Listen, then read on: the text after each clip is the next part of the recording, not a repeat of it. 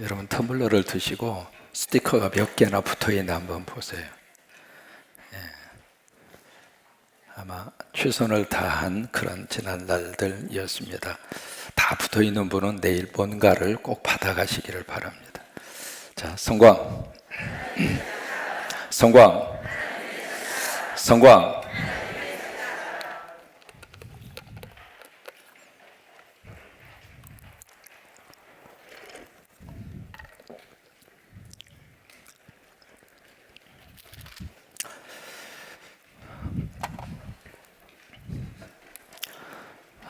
35장에 보시면 산을 하나 만날 수 있습니다.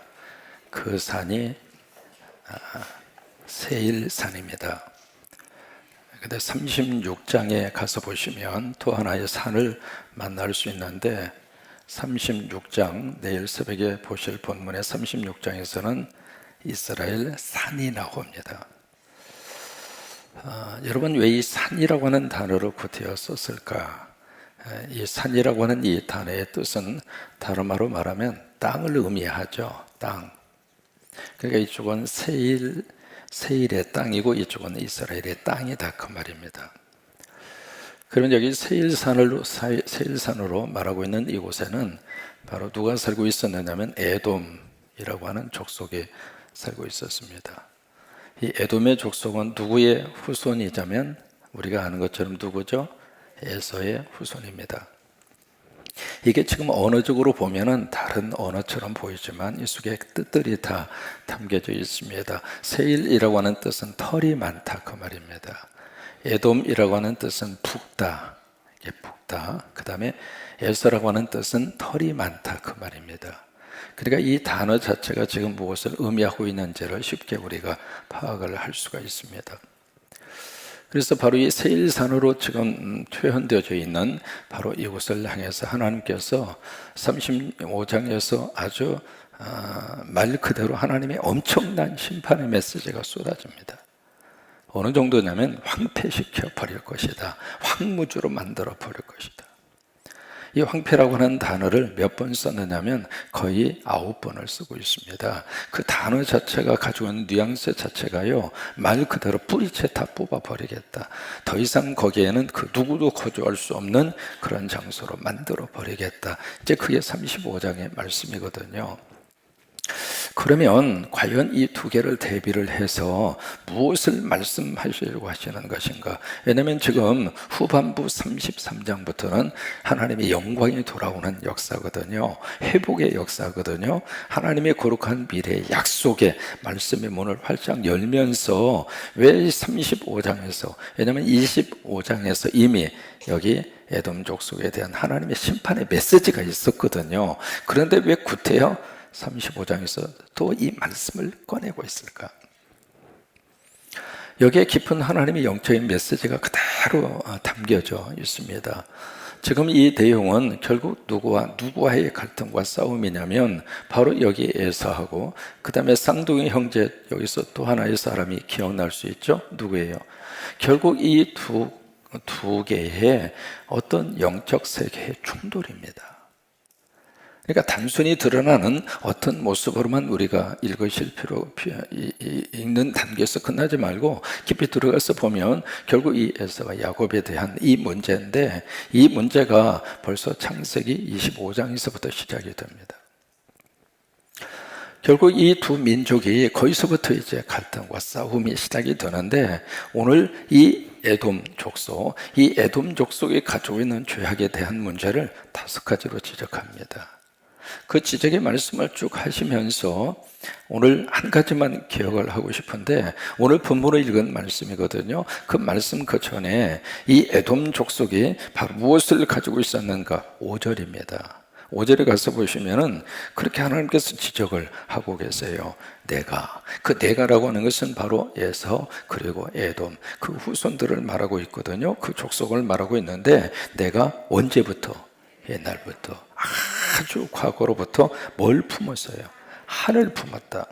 그 한을 품고 이스라엘 족속의 환난 때, 곧 죄악의 마지막 때에 칼의 위력에 그들을 넘겼도다. 여기에 칼의 위력이라고 하는 것은 바벨론 사람을 말하고 있습니다. 그 바벨론을 공격해서 이스라엘을 침략했을 때 이 에돔이라고 하는 나라가 그 옆에서 바로 이스라엘이 망하도록, 유다를 망하도록 옆에서 보조적인 역할을 한 사람이 에돔 족속이에요. 근데 그 일을 하게 되는 그 동기가 어디가 있었느냐면 옛적부터 가슴에 뭘 품었어요. 이 한이라고 하는 것은 하스텔리치라고 하는 단어인데 적대감이라고 하는 뜻입니다.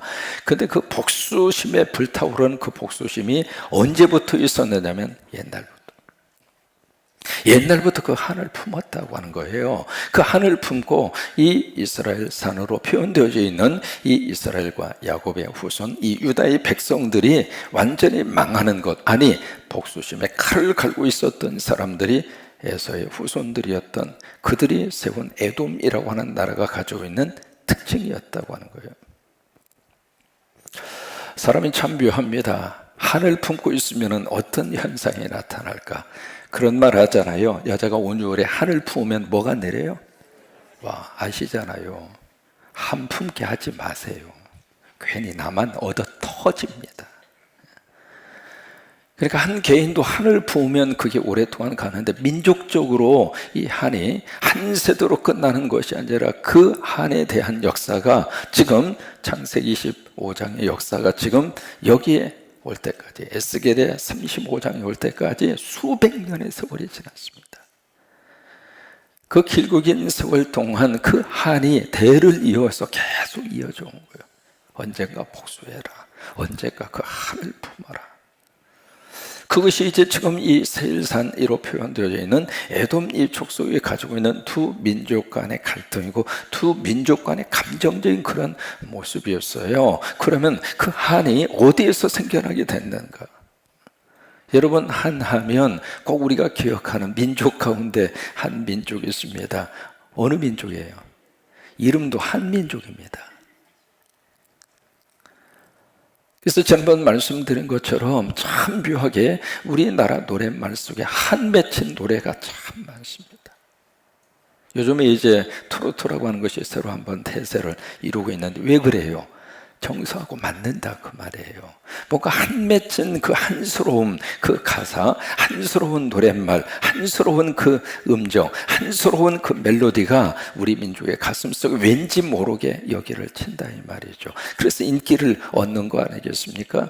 여러분, 그게 왜 그럴까? 참 묘하게도 우리 민족에는 한이 그렇게 서려져 있다고 하는 거예요. 그래서 이제 몇 가지 예를 들어보면, 새가 이렇게 막 소리를 들으면서 새가 뭐예요? 새가 노래한다 그렇게 표현합니까? 새가 운다고 그럽니까? 그래요, 울어요. 근데 미국 사람들은 새가 운다 그렇게 표현하지 않습니다. bird singing 해서 새가 노래한다 그렇게 표현하거든요. 같은 소리를 듣는데 왜 우리는 울음소리를 들을까? 한국에 살고 있는 이 새들은 모두가 다 눈물을 뚝뚝 흘리면서 그러니까 울고 자빠져 있는가? 미국에 있는 새들은 너무 기뻐서 막 그렇게 노래를 부르고 그런 건가? 그건 아니잖아요. 같은 소리인데 왜 우리 민족의 가슴에는 눈물로 보이느냐 이 말이에요. 울음소리를 들리느냐 그 말이에요. 왜 그래요? 여기에 울음이 있으니까. 그러니까 울음소리를 들리는 거예요. 너도 우냐? 나도 운다. 그래, 에브리바디 울자. 그런 거예요. 그래서 새도 운다 그렇게 이제 표현을 하는 거예요. 또 하나, 여러분 한국에 노래방 많아요, 적어요? 와, 대한민국 전체가 다 가수하는 것 같아. 왜 이렇게 노래방이 그렇게 많을까? 노래방 가서 뭐 합니까? 속에 있는 거 풀어낸다고 그러잖아요. 그걸 뭘 풀어내요? 그래서 참 묘하게도 우리 민족은요, 이 한이라고 하는 단어하고 아주 깊은 그런 관계를 가지고 있는 것처럼 우리 스스로가 그렇게 느끼고 있습니다만은, 여러분 그 한을 예수 안에서 다 풀으시기 바랍니다. 그 한에 그런 그 한에 내가 갇혀서 한에 복수의 칼을 갈고 있으면은 나도 죽고 남도 죽습니다.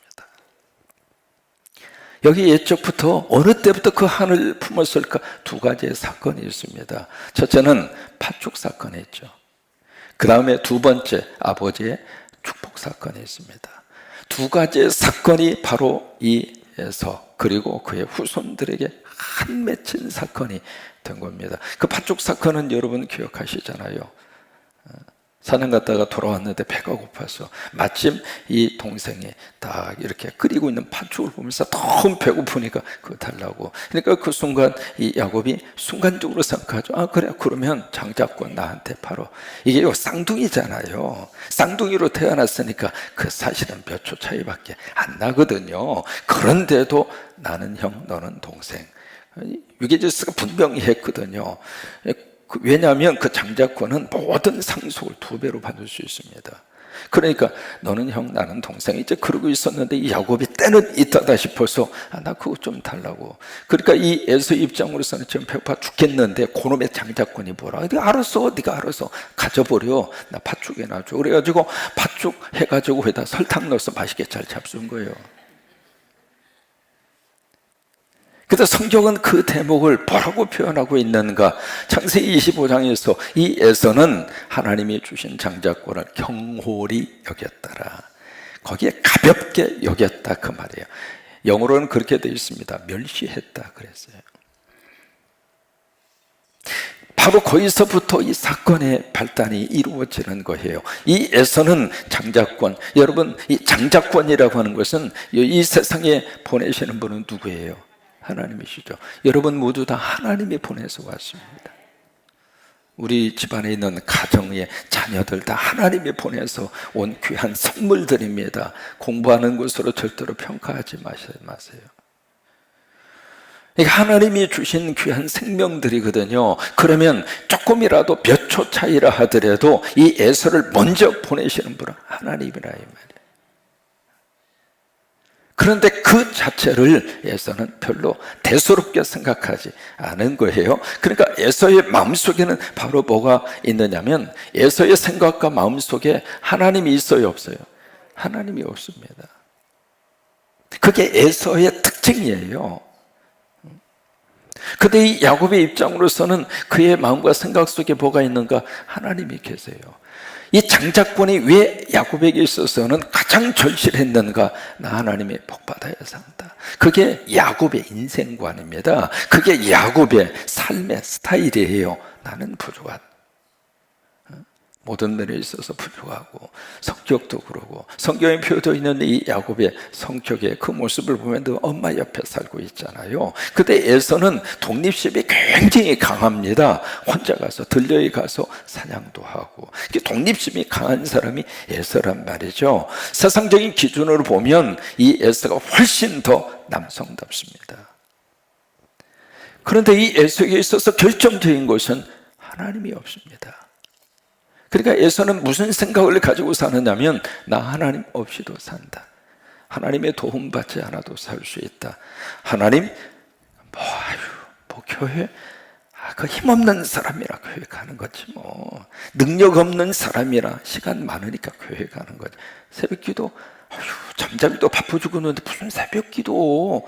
그건 그냥 막 영적으로 아니면 신앙적으로 그냥 막 광신자들이 하는 거지. 그 생각을 가지면서 그래 나 얼마든지 내 힘으로 살아갈 수 있지. 그 생각 속에 있는 대표적인 사람이 에서입니다.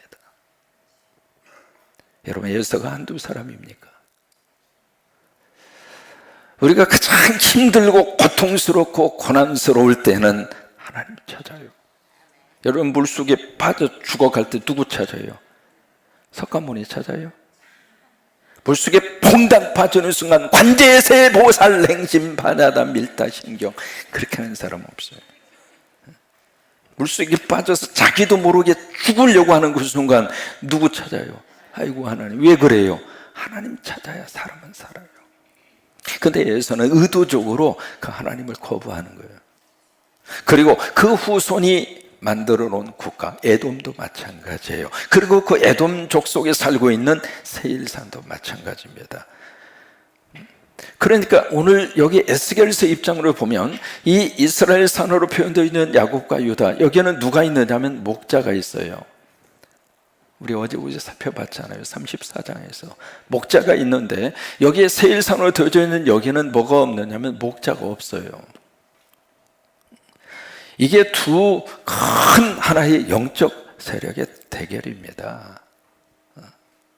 그래서 지금 하나님이 이 세일산으로 피어져 있는 이 에돔 족속을 뭐라고 지금 말씀을 하시는가? 그래, 내가 너를 심판하리라. 그래서 황폐하게 만들리라. 그러면서 그 심판의 메시지를 주시고 있습니다. 그래서 또 하나 오늘 본문의 말씀으로 가서 보시면 그 말씀을 하시고 계세요. 10절 읽습니다. 내가 말하기를 이 두 민족과 두 땅은 다 내 것이며 내 기업이 되리라. 여기 보세요. 두 민족과 두 땅이라고 하는 것은 바로 이스라엘 땅, 이스라엘 산, 바로 여기에 두 민족이 살고 있었잖아요. 유다와 이스라엘. 그렇죠? 그리고 두 땅, 두 나라의 땅이라 그 말이에요. 그러면 여기 이 세계에 대해서 여기 이스라엘 땅으로 표현되어 산으로 표현되어져 있는 거기에 그 사람들이 지금 무슨 일을 당하고 있는가? 하나님 의지하고 주님이 의지하고 이렇게 살고 있는데 자꾸 곁길로 가는 거야. 곁길로 가니까 그 상태로 내버려 두면 완전히 끝장날 것 같으니까 어떻게 하시는가? 하나님께서 야, 좀 정신 좀 차려. 또 그렇게 가다가는 큰일 나겠다. 하나님께서 정신 차리도록 아수르를 통해서 바벨론을 통해서 그들을 지금 다시 깨우치고 있는 거예요. 그게 하나님의 심판의 메시지입니다. 여러분, 하나님의 심판의 메시지의 본심은 죽이려고 하는 것이 아니라 살리고 싶어서, 자식을 사랑하기 때문에 내 심정이 찢어지는 한이 있어도 그 자식 한 방 때리면서 야, 이놈아 너 정신 차려, 이놈아. 조카가 있었습니다. 근데 조카의 아버지가 갑자기 미국 오셔서 얼마 안 있다가 소파에 이렇게 저녁에 식구들 방에 가서 잠을 잤는데 혼자 소파에서 텔레비 보다가 갑자기 뇌출혈로 세상을 떠났어요. 제가 미국 들어간 지 얼마 되지 않아서 그렇게 된 거예요. 애는 고만고만 3명을 놓고, 둘째 처형 그 애입니다. 그리고 세상을 떠난 거예요. 근데 얘들이 사춘기에 딱 들어가다 보니까 정신없는 거예요. 딸 둘이 아들 하나가 있었는데, 그래서 이제 저하고 집사람하고 그 집에 들어가서 조금이라도 좀 힘이 돼줄까 싶어서 들어가서 같이 이렇게 살았는데 그 조카 그 녀석이 사춘기에 접어드니까 막 어휴. 그래서 한 번은 너희 좀 와. 그래가지고 막 귀싸대기를 때렸어. 제가 사람 팰 인상입니까? 얼마나 성질이 나는지. 야 이놈아 너 아버지도 없는데 네가 이런 식으로 하면 어떻게 되느냐 막 귀싸대기를 때려. 그랬는데 이게요 세월이 지나고 나니까 요 녀석이 다 정신 차리고 저기 하고 나니까 한 번 그 이야기를 하더라고요. 그때 때려줘서 고맙다고. 그래서 앞으로 좀 귀싸대기 때려서 정신 차릴 사람이 있으면 지금 하나님이 바로 여기에 두 땅과 두 기업으로 살고 있는 이 민족을 버린 게 아닙니다.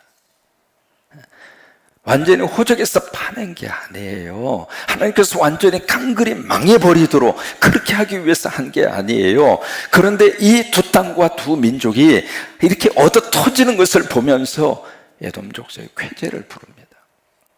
드디어 예수 믿고 하나님 믿고 살더니 꼴 좋다. 얻어 터지는 꼴을 보니까 야 고속다.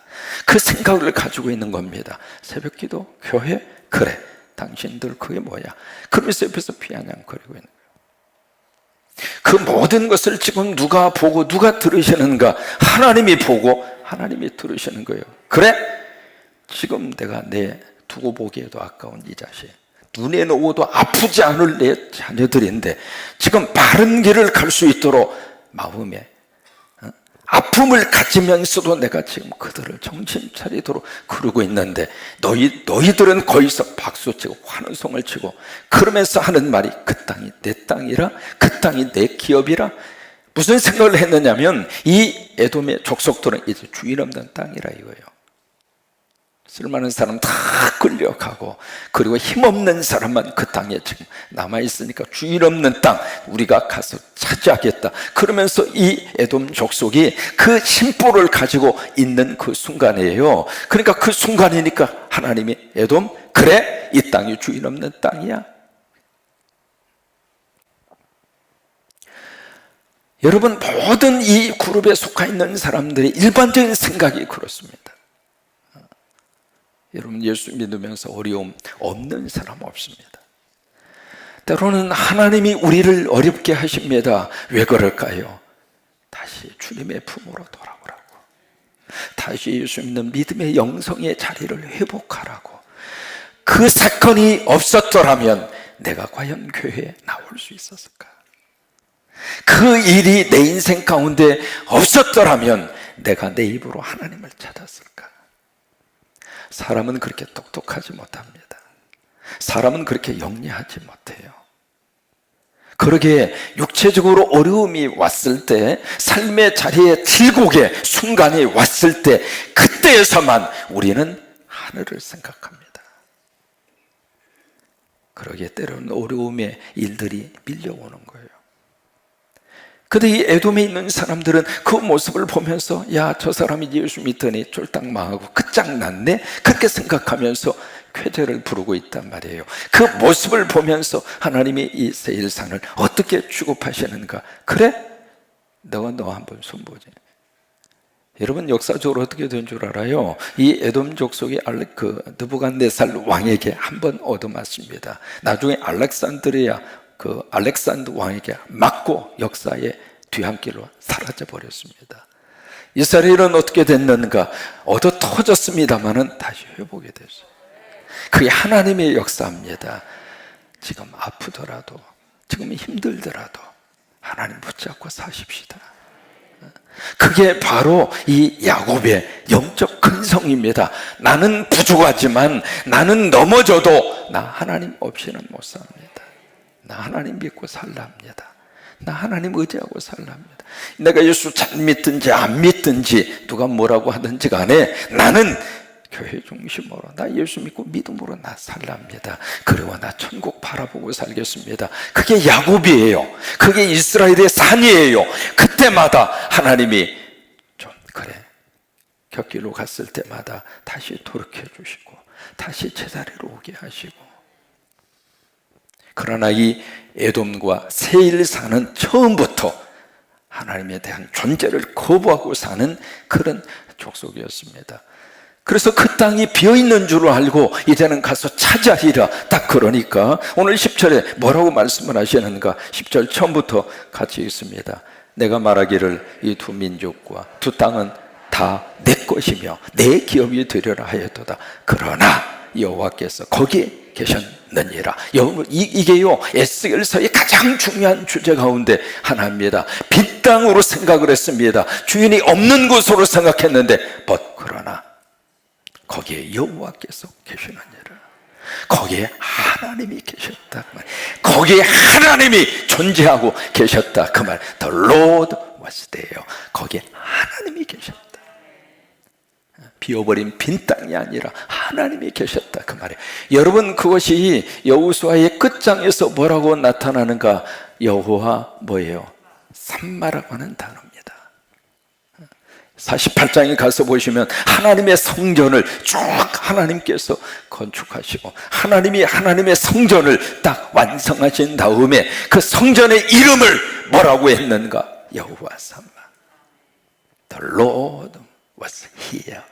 The Lord is here. 하나님이 거기 계신다. 하나님이 거기 계신다. 여러분, 여호와 삼마가 오늘 우리 안에 거룩한 축복으로 임하시기를 주의 이름으로 축원합니다. 우리 혼자 열심히 지금 코로나와 싸우면서 살려고 발부덩치고 노력하고 하루하루 버티고 있는 것이 아니라 하나님이 함께 하시고, 어떻게 하다가 이 일을 겪고 있니? 겪지 않아도 될 일을 자연과 더불어 조화스럽게 살라고 했는데, 자연과 더불어서 행복하게 살라고 우리에게 맡겨줬는데, 우리는 그 자연으로 인정 안 하고 말 그대로 인간의 욕심으로, 그게 에돔의 방식이에요. 개발이라고 하는 이름으로 그 자연을 철저하게 파괴시켜서 자연 속에 있어야 되는 것이 인간 속으로 옮아와서, 요즘 무슨 얘기하는 줄 알아요? 생태 백신 이야기를 많이 합니다. 생태 백신. 자연으로 되돌려주라 이 말이에요. 그 모습을 지금 하나님이 보시면서 우리가 아파하고 힘들어하는 것 이상으로 답답하게 마스크 쓰고 살아야 하는 우리보다 더 답답하게 하나님이 아파하고 계신다 이 말이에요. 하나님이 여기에 계셔요. 여호와 삼마, 여호와 삼마. 그게 에스겔서의 마지막 장에서 하나님이 선포하시는 하나님의 메시지입니다. The Lord is here. 주님이 여기 계신다. 우리 가정에도 여호와의 삼마에 거룩한 은혜가. 지금 장사 안 돼서 얼마나 힘드세요. 그래도 가게 문 열으셔야 되잖아요. 그래도 군사는 그런 대로 좀 낫잖아요. LA는 다시 또 록다운에 들어갔습니다.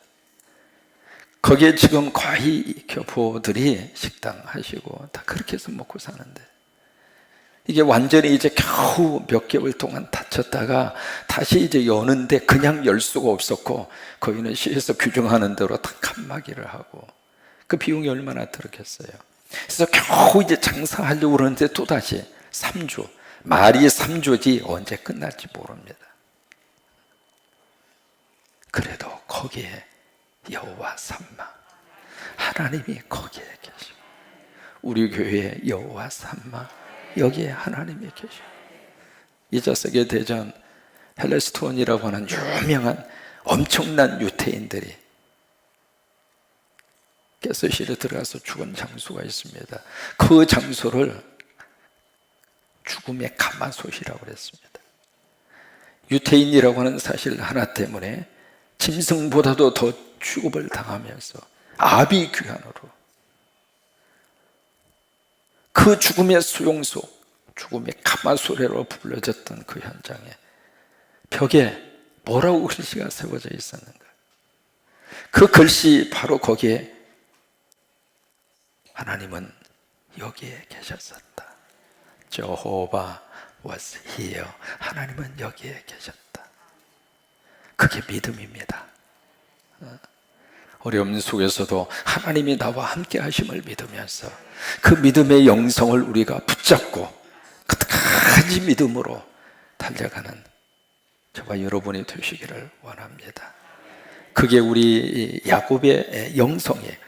끝까지 하나님 붙잡고 살겠다고 하는 거예요. 나 하나님 없이는 못 산다고 하는 거. 나 하나님의 역사하심이 없이는 나는 한순간도 견딜 수 없다고 하는 믿음의 고백으로, 그리고 내 삶의 자리에 나 혼자 있는 것이 아니라 주님이 함께 하시고 성령이 함께 하시고 하나님이 함께 하시고, 같이 한번 외쳐볼까요? 여호와 삼마. 한 번만 더 하십시다. 여호와 삼마. 그렇습니다. 여호와 삼마입니다. 같이 우리 찬양하시죠.